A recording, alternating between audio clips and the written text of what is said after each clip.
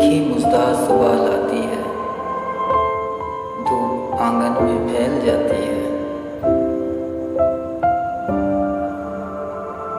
रंग मौसम है और बातें सबा, शहर कूचों में खाक उड़ाती है। फर्श पर कागज उड़ते फिरते हैं, मेज पर गर्द जमती जाती है।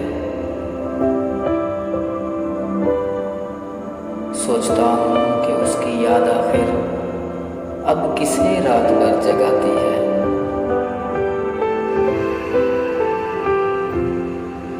मैं भी इसने नवागिरी चाहूँ, बेदिली भी तो लब हिलाती है। सो गई पेड़ जाग उठी खुशबू, जिंदगी ख्वाब क्यों दिखाती है।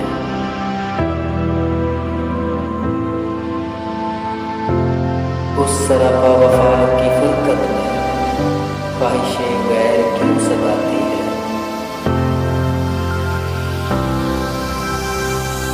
आप अपने से हम सुखन रहना, हम नशी सांस फूल जाती है।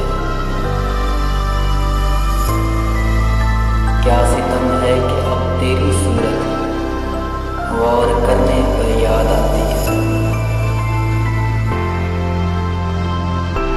कौन इस घर की देखभाल